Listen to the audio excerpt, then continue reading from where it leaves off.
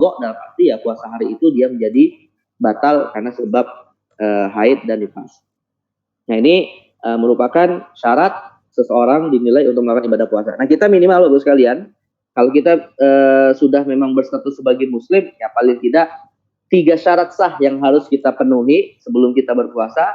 Status muslim, kedua berakal, dan yang ketiga suci dari haid dan nifas. Nah, adapun kalau syarat wajib, nah ini ada kaitannya nanti dengan masalah rukhsah ya. Kebanyakan masalah keringanan bagi orang yang memang sakit atau musafir tidak mau puasa, maka dia mendapatkan keringanan tidak puasa. Tapi kalau misalnya kita musafir mau puasa dan mampu, ya silakan, tidak ada masalah. Karena yang menjadi syarat sah itu cuma 3 saja, muslim, akal, dan suci dari haid dan nifas.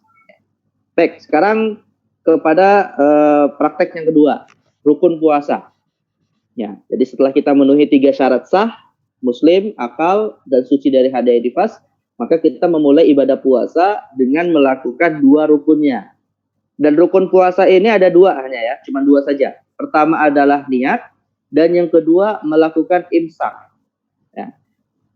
Niat dan imsak. Makanya definisi puasa itu seperti yang disebutkan oleh para ulama fikih adalah al-imsaku 'anil muftirat min tulu'il fajri ila ghurubish syamsi ma'an niyah.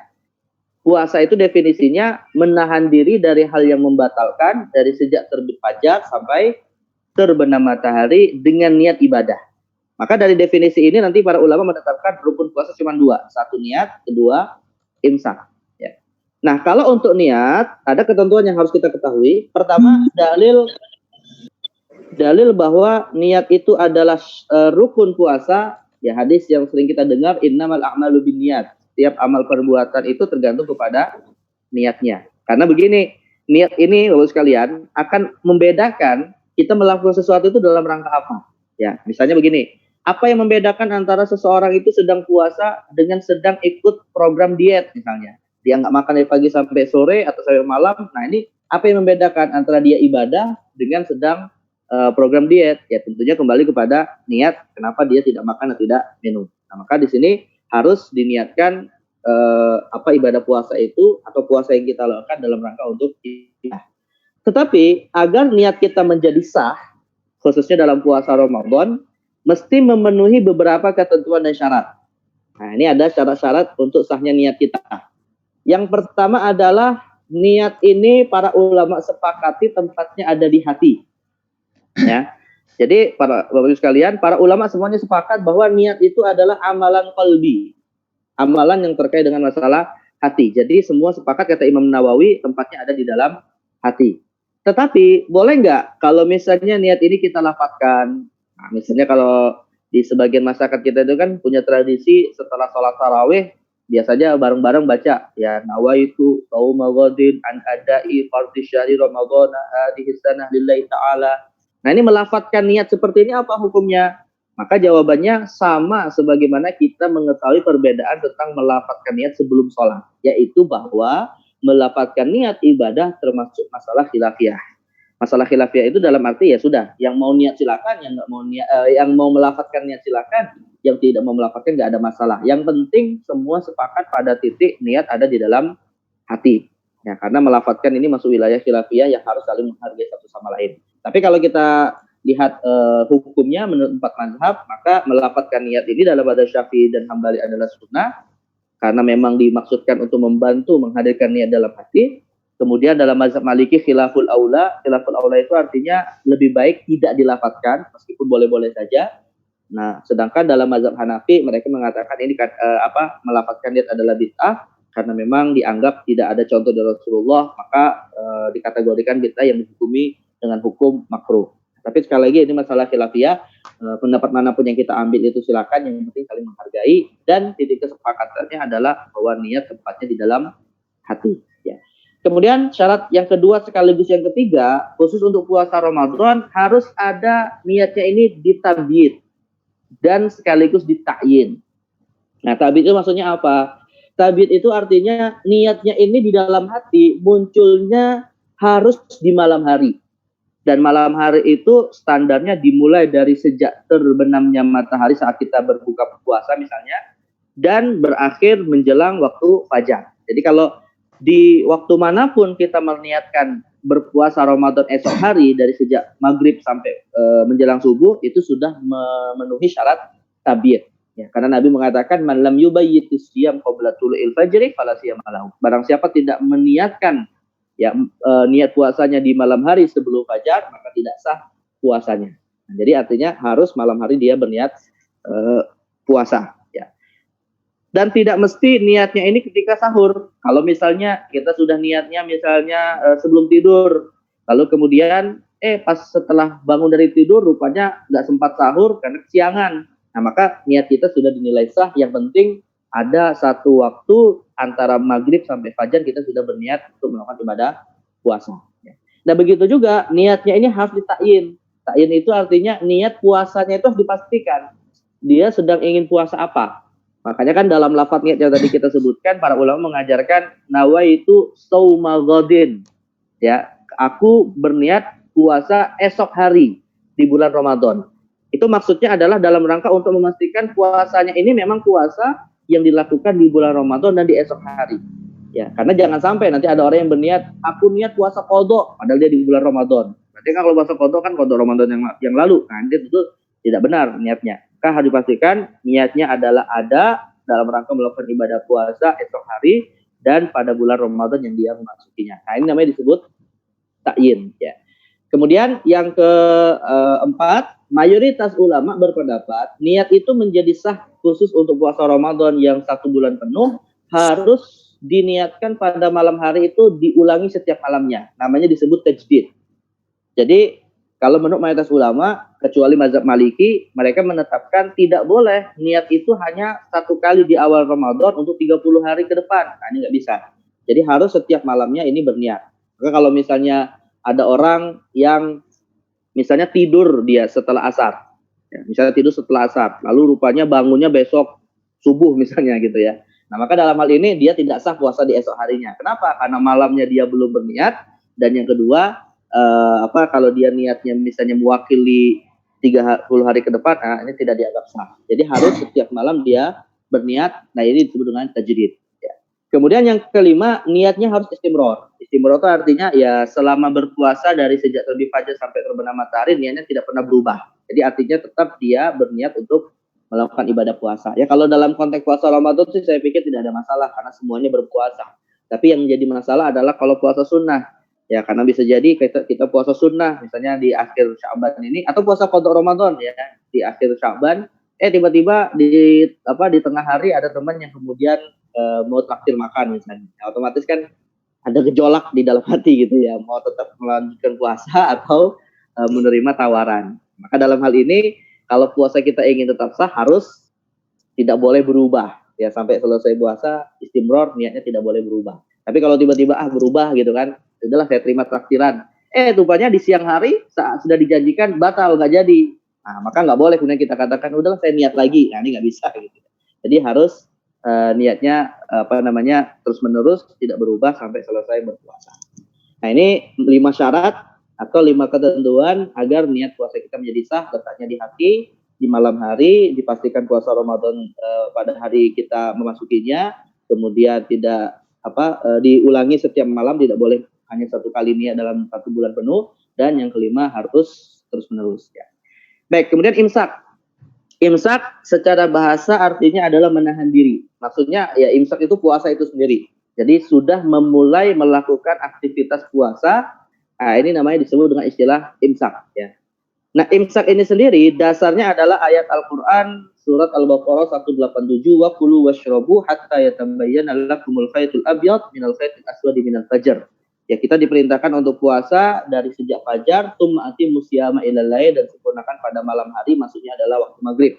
Nah, ini ayat ini menjadi dalil tentang rukun imsak. Tapi yang jadi masalah begini Bapak sekalian, ada kasus di mana di antara kita itu ada yang memahami bahwa masih dibolehkan untuk terus makan sahur ketika azan subuh sudah berkumandang. Alasannya adalah ada hadis yang mengisyaratkan seakan-akan masih boleh makan ketika azan terdengar. Ya, misalnya di antara hadis tersebut ada sabda Nabi SAW, "Idza sami'a ahadukum nida wal ina ala yadihi fala yadhu hatta yaqdi hajatahu minhu." Kalau di antara kalian mendengarkan azan dan makanan masih ada di tangan kalian, kata Rasulullah, maka jangan diletakkan sampai dia menyelesaikan hajatnya. Jadi hadis ini seakan menjadi isyarat bahwa ya silakan terus makan dan minum ketika memang sedang makan sahur, ketika azan berkumandang. Apalagi nanti ada yang mengatakan, nggak masalah, azan juga masih Allahu Akbar, belum la ilaha illallah misalnya gitu kan. Nah ini bagaimana? Boleh nggak makan sahur ketika azan berkumandang? Padahal itu sudah masuk waktu fajar dan azan subuh sebagai tanda waktu fajar sudah masuk. Nah jawabannya begini, hadis ini ya jangan dipahami dalam konteks itu, gitu. Karena hadis ini sifatnya muhtamal. Muhtamal itu artinya memungkinkan memiliki banyak makna.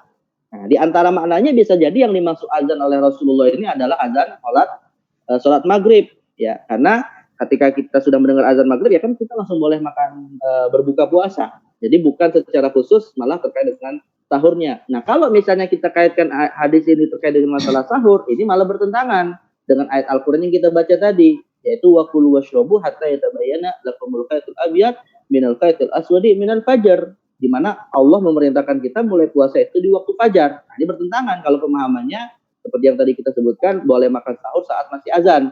Nah maka pendapat mayoritas ulama, ya mayoritas ulama dan bahkan ini pendapat resmi 4 mazhab, mengatakan bahwa kalau masih makan dan minum ketika azan berkumandang sebagai tanda waktu fajar sudah masuk, maka puasanya menjadi tidak sah.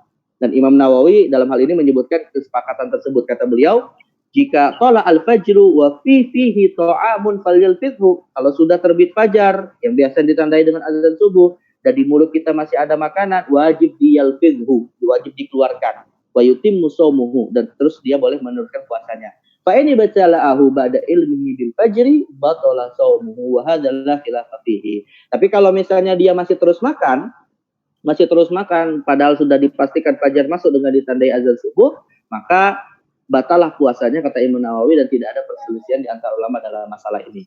Nah, sedangkan hadis yang tadi Rasulullah masih membolehkan untuk makan ketika mendengar azan, ini juga ditafsirkan oleh Imam Nawawi dalam kitab syarah dalam kitab Majmu', bahwa maksudnya adalah azan pertama.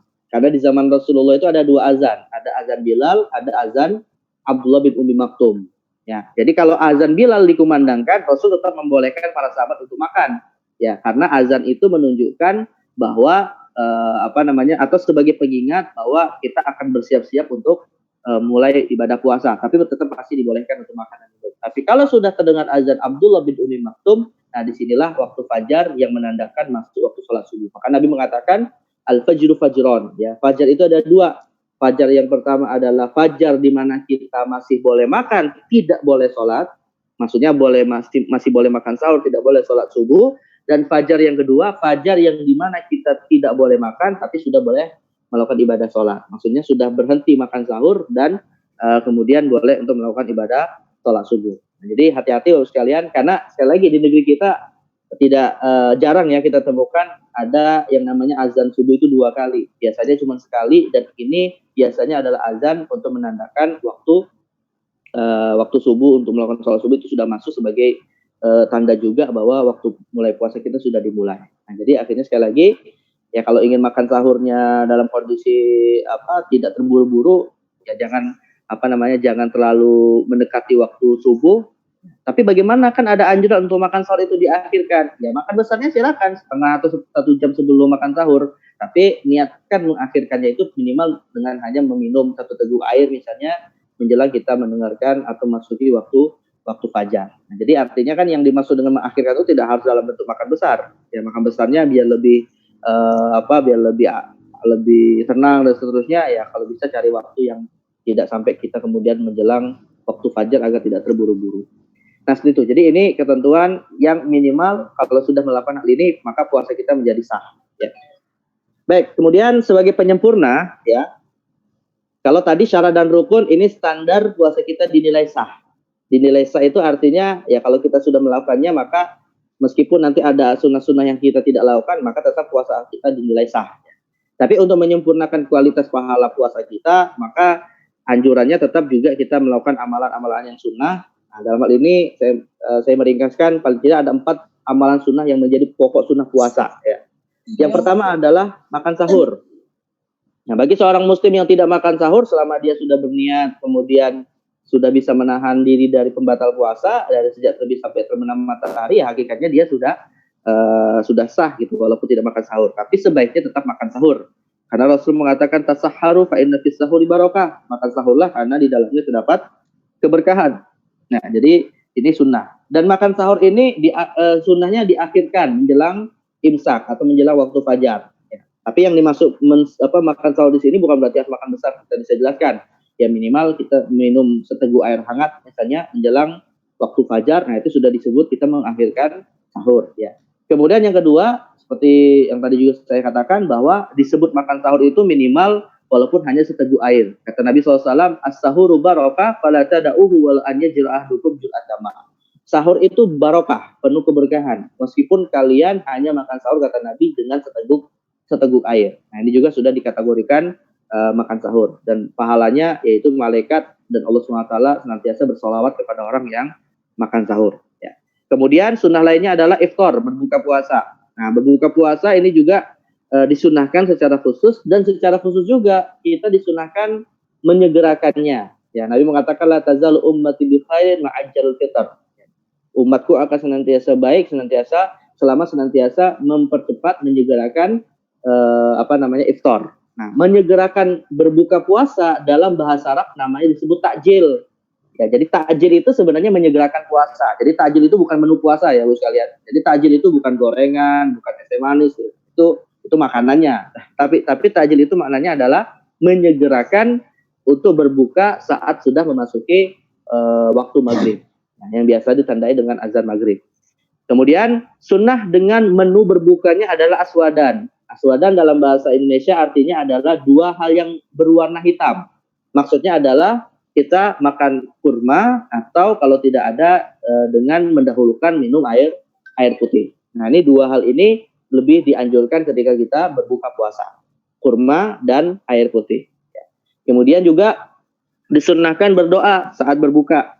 Ya. Nah, doanya ini disunnahkan sebelum berbuka karena ini adalah masa-masa doanya itu makbulah, diterima oleh Allah Subhanahu wa taala saat kita masih berpuasa menjelang berbuka, tapi juga disunnahkan setelah berpuasa kita membaca doa yang setelah berbuka kita membaca doa yang dianjurkan oleh Nabi sallallahu alaihi wasallam, yaitu ada doa-doa yang disunnahkan, ada doa-doa yang disepakati sahih hadisnya, dan ada doa yang diperselisihkan. Misalnya yang disepakati adalah membaca doa zahabaz dhamma wa butallatil uruq wa sabatal ajr insyaallah, atau berdasarkan hadis yang mungkin dipermasalahkan yaitu doa Allahumma nakasumtu wa bika amantu wa ala rizqika afdaltu bi rahmatika ya arhamar rahimin. Nah, ini silakan dibaca doa-doa ini ya. Bahkan sebenarnya kita disunahkan membaca doa apapun, tidak mesti datang dari Rasulullah, karena anjurannya adalah memperbanyak doa saat berbuka, sebelum, saat, dan setelah. Kemudian juga disunahkan kita berbagi iftar, ya, khususnya bagi misalnya yang tidak bisa puasa, wanita haid misalnya, nah ini ingin mendapatkan pahala puasa, maka kita disunahkan kalau bisa berbagi iftar. Baik, mungkin saya sedikit percepat ya, Bu sekalian. Ini kita waktu sudah jam 1. Kemudian sunnah lainnya adalah memperbanyak ibadah sunnah. Memperbanyak ibadah sunnah saat kita berpuasa ini ada dua. Bisa ibadah sunnah yang sifatnya mutlak, seperti baca zikir, mengaji dalam arti mengkaji ilmu dan seterusnya, atau ibadah-ibadah yang memang khas ada di bulan Ramadan, ya, yang disunahkan dianjurkan di bulan Ramadan, tilawah Al-Qur'an, ya, kemudian memperbanyak sedekah, karena Nabi mengajarkan beliau sedekahnya lebih besar saat Ramadan dibandingkan di luar Ramadan. Kemudian sholat malam, khusus sholat tarawih ataupun sholat malam yang lain, sholat hajat, tahajud dan seterusnya. Dan juga kalau bisa, ya, dan mudah-mudahan kita diangkat wabah yang hari ini sedang kita hadapi, dan akhirnya kita nanti insya Allah bisa melakukan iktikaf di 10 terakhir bulan Ramadan. Nah, jadi ini amalan sunnah yang memang tidak ada pengaruhnya terhadap sah dan tidak sahnya puasa, tapi sebagai penambah pahala. Dan yang terakhir termasuk sunnah juga adalah menahan diri dari hal-hal yang bisa merusak pahala puasa kita. Ya, nah misalnya dua hal yang harus kita fokuskan, yaitu menjaga lisan, dan yang kedua adalah menjaga syahwat kita. Jadi artinya menjaga lisan, Nabi mengatakan bahwa orang yang berdusta itu tidak akan Allah butuh terhadap puasanya, tapi tidak membatalkan puasa. Maknanya yang tidak Allah butuhkan itu maksudnya membatalkan pahalanya. Maknanya kalau ada orang bohong, ada orang dusta, ada orang ghibah dan seterusnya, ya pahala puasanya tetap sah, tapi ada ancaman pahalanya tidak diterima di sisi Allah. Maka ini juga termasuk sunnah yang harus kita jaga saat kita puasa. Dan yang kedua adalah menjaga syahwat. Di antaranya adalah boleh saja seorang suami mencium istrinya ya berdasarkan hadis dari Umar bin Khattab, dan itu tidak membatalkan puasa. Tapi Nabi tetap mengisyaratkan anjurannya untuk tidak melakukan hal tersebut karena dikhawatirkan bisa merusak pahala puasa kita. Nah, jadi ini 4 hal yang menjadi sunnah-sunnah puasa, khususnya kalau kita lakukan di bulan Ramadan. Baik, Bu sekalian, mungkin saya cuma di sini. Nanti terkait dengan materi pembatal dan ruksunnya mungkin bisa dilihat di slide yang nanti akan saya share.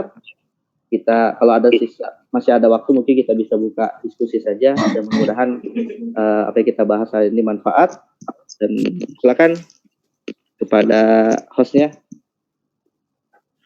Baik, alhamdulillah, masya Allah, kita bisa mendengarkan tadi kajian fikih kita terkait dengan puasa Ramadan. Mungkin masih ada waktu sedikit.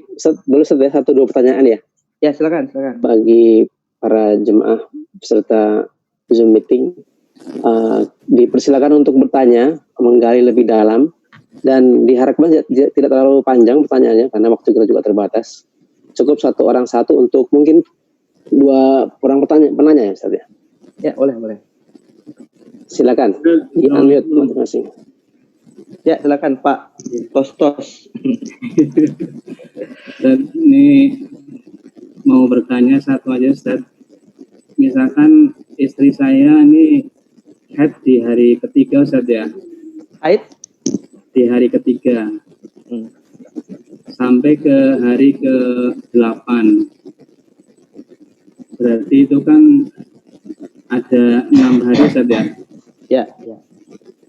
Nah, ini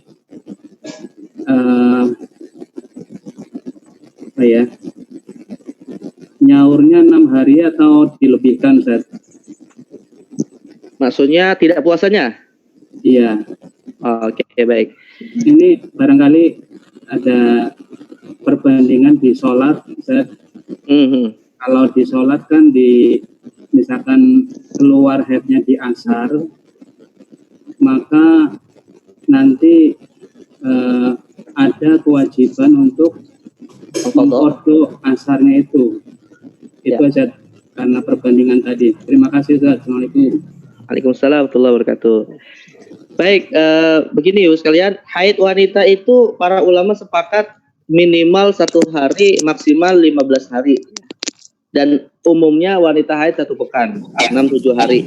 Nah, ini dari sisi kondisi. Maka kalau ada seorang wanita kemudian haidnya sesuai dengan kebiasaannya 1 pekan, 6 hari, ya otomatis kan selama haid ini tidak ada kewajiban puasa dan tidak ada kewajiban sholat 5 waktu. Walaupun nanti bedanya puasanya wajib diqadha, sedangkan sholat tidak wajib diqadha. Kalau haidnya sepenuh waktu sholat, dan kalau haidnya kalau untuk puasa minimal antara waktu puasa. Artinya begini Ibu sekalian, kalau misalnya haidnya itu sebelum waktu puasa masuk, sebelum fajar, ya otomatis ya dia tidak puasa hari itu ya. Tapi kalau misalnya awalnya puasa, kemudian 10 menit sebelum waktu maghrib haid, ya otomatis hari itu puasanya batal. Jadi pada hari itu harus diqadha nantinya. Nah, jadi intinya haid ini apakah sebelum atau misalnya begini, awalnya nggak puasa karena haid, tapi di pertengahan siang hari suci dari haid, ya otomatis juga hari itu harus diqadha ya, karena masih mendapatkan kondisi suci saat waktu puasa. Hanya saja kan dia nggak bisa puasa karena sebelumnya memang masih dalam kondisi haid. Jadi artinya mengqadha puasa itu satu-satunya kondisi wajibnya mengqadha puasa. Kondisi mengqadha puasa itu adalah ketika haidnya 1 hari penuh atau masih mendapati sebagian waktu siang, maka ini dua-duanya wajib diqadha bagi seorang wanita di bulan Ramadan. Nah, ini seperti yang tadi ditanyakan, sama seperti sholat. Ya, kalau misalnya ada seorang wanita sucinya setengah jam sebelum waktu maghrib, berarti kan masih ada setengah jam waktu asar. Lalu kemudian dia mandi junub. Nah, dalam hal ini sholat asarnya tetap harus dilakukan, tapi bukan qadha ya, karena masih mendapati waktu sholat asar, maka terhitung sholat asarnya ini ada ya. Tapi dengan catatan ibu-ibu sekalian, kalau sucinya itu sebelum maghrib, maka sholatnya 2. Asarnya dilakukan dengan niat ada, zuhurnya tetap dilakukan dengan niat qadha. Ya, jadi saya ulangi, kalau sucinya sebelum maghrib, maka sholat yang dilakukan asar dan zuhur. Kalau sucinya sebelum subuh, maka yang dilakukan isya dan maghrib. Bukan hanya isya saja, maghrib juga harus dilakukan kalau sucinya sebelum subuh. Kalau sucinya pada waktu subuh, maka hanya sholat subuh saja. Bagaimana kalau waktunya habis? Misalnya sudah terbit matahari, padahal tadi suci pada waktu subuh, maka diqodho di waktu setelah dia mandi janabah. Kalau sucinya itu misalnya antara terbit matahari sampai menjelang zuhur, maka tidak ada sholat yang diqodho. Kalau sucinya di waktu zuhur, maka yang dilakukan hanya sholat zuhur saja. Nah, jadi ada dua kondisi yang sholatnya itu dua kali, yaitu sebelum maghrib dan sebelum isya. Sebelum maghrib dan sebelum subuh. Sebelum maghrib, asar dan zuhur dilakukan. Sebelum subuh, isya dan maghrib dilakukan. Tapi kalau untuk puasa, maka otomatis puasa batal dan juga harus diqodho. Ya seperti itu. Ya, kalau misalnya. Jelas ya. Satu lagi untuk Ustaz, pertanyaan. Ya, singkat, padat, langsung ke pertanyaannya. Silakan, jemaah yang mau bertanya.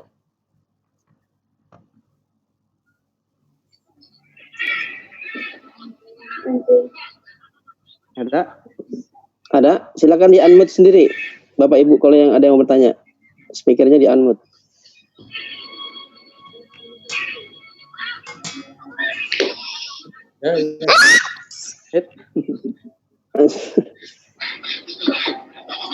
Ada, Bapak Ibu?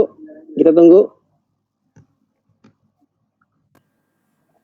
Baik, kalau memang tidak ada atau mungkin masih malu Ustaz bertanyanya. Bapak Ibu ya, kalau yang masih malu bertanya dan mungkin ada pertanyaan yang mungkin nanti atau ditanyakan, mungkin bisa Ustaz ya melalui fasilitas WhatsApp atau pesan singkat ya. Ya, boleh. Oke, nanti kita teruskan. Jadi para jemaah yang masih malu untuk bertanya bisa mengirimkan pesan ke nomor kita di 0857 4575 2890. Saya ulangi, jemaah bisa mengirimkan pertanyaan terkait dengan fikih puasa Ramadan kepada Ustadz Ihsan pada kesempatan ini melalui nomor WhatsApp atau mungkin pesan singkat ke nomor 0857 4575 2890.